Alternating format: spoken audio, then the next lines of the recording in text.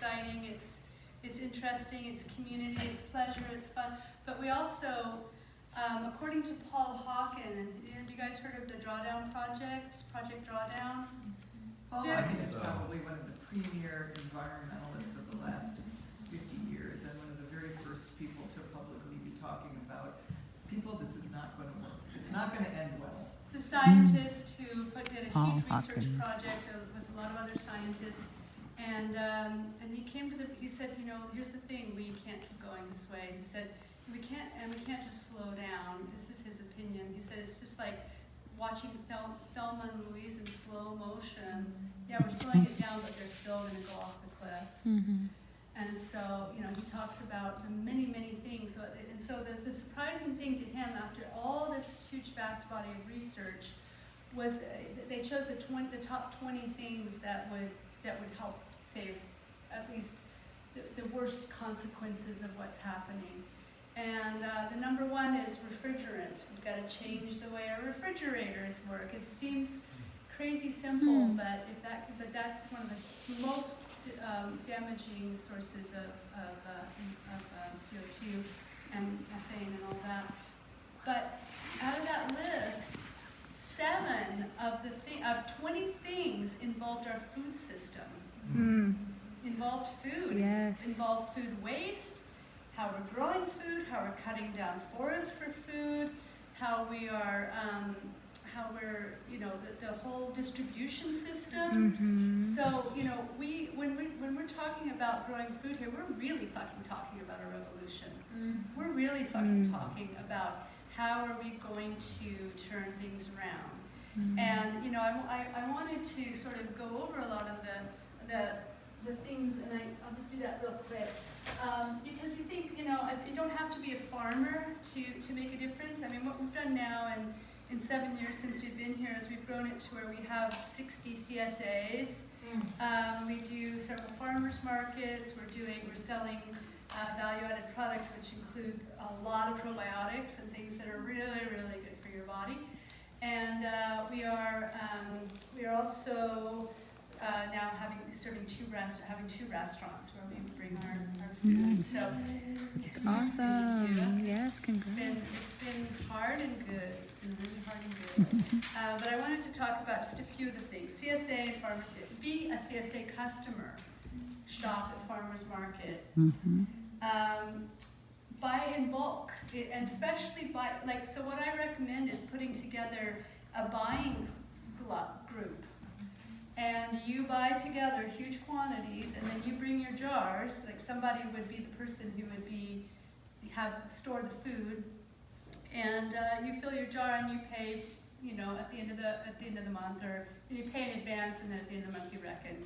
Okay, so that's going to come later under community. Some ideas that I have for that.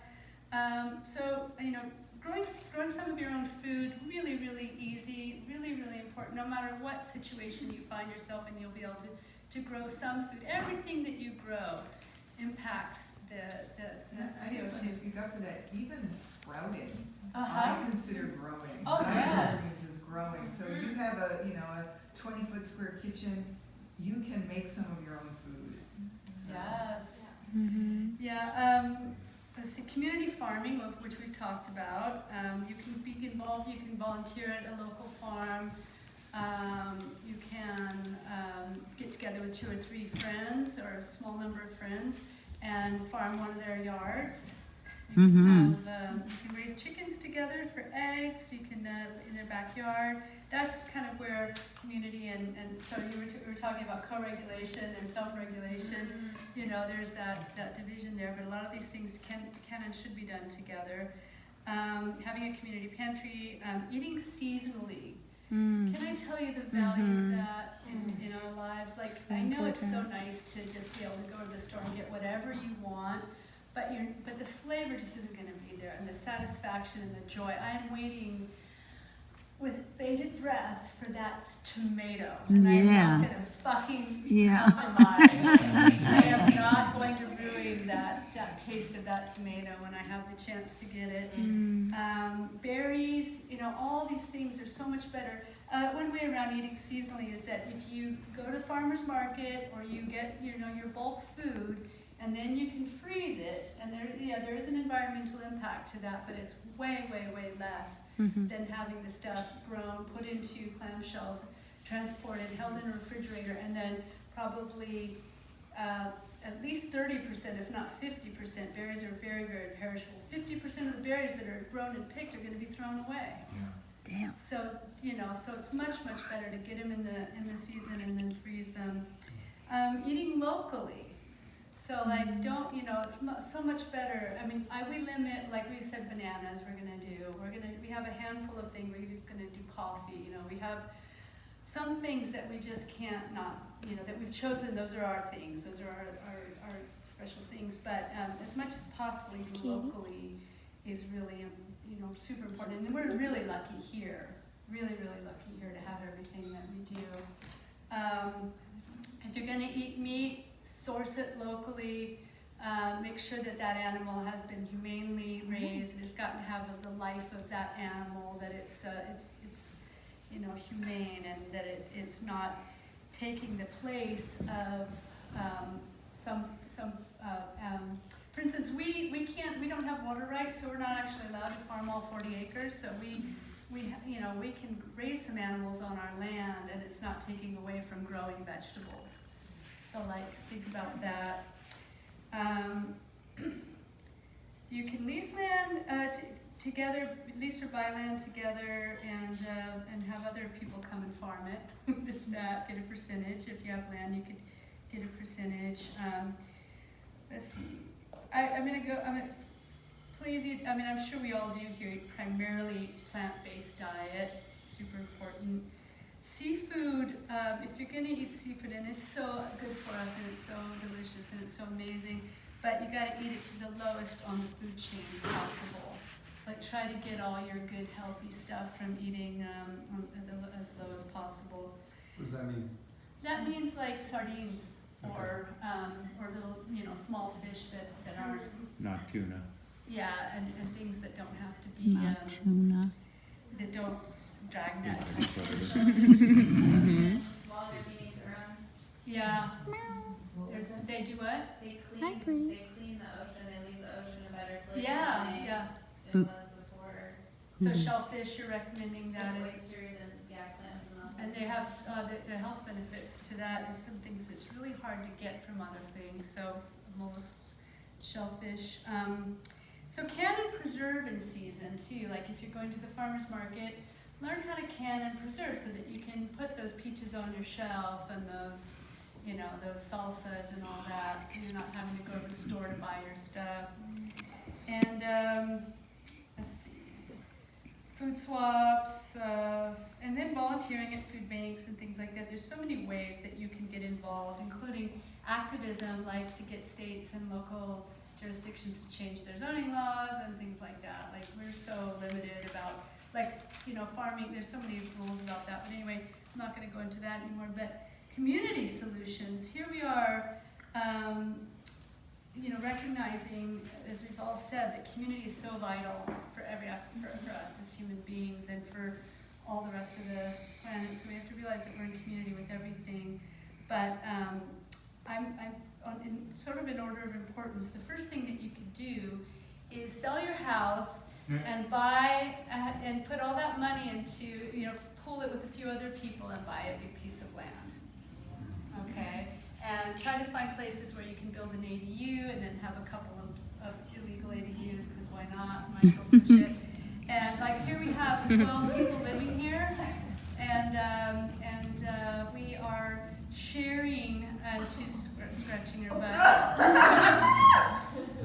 We have, how many blenders do you think we have in that kitchen? 4. We have one blender. We have a lot, we need less stuff than a lot of people do who live alone. We really don't need as much stuff. And how often do you think we have to go out to a rave or a festival or a music thing or whatever? Not very often. We have that here. It's happening all the time, It would be better if we had more people. I'd like to have, at one point we bought that house hoping that we could fill it with community members. It didn't ever quite work out that way. But that house will be up for sale, and the one next to it will be up for sale. very soon too. So we have the opportunity to corner the market around here. But anyway, so that's what I honestly believe that if we start to think that way, like how am I going to really build community? It's possible. It's within reach of a lot of us. If you can't sell your house and move in, then try to be committed to living as close. I'm sorry. I was going to say create a living pod. A living pod. These are people that you get along with well enough that you can say, I want to spend I'm going to spend the rest of my life, with you as my pod, unless something really horrible happens. And I'm going to support you, and I'm going to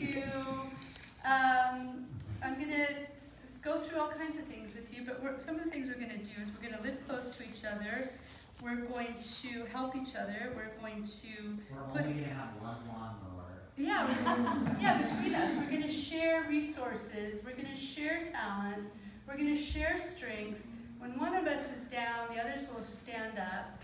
We're going to cook together, eat together. I want to say something. Yeah. And we're going to build skills to communicate successfully. Yes. And with clarity, vulnerability, and awareness, because all of those things will fall apart unless we have those underlying skills. Absolutely. Yes. Yeah. Do not think this is an easy road because, in 7 years, we've gone through, so there's the forming, the norming, and then the norming, and performing. We're actually at the performing level right now, and it feels so good, but it's so easy to slip back in, and, so one thing to ask for help, ask for help from established communities and people that are doing it, yeah. Just to insert ideas, the community I lived in Seattle had a tool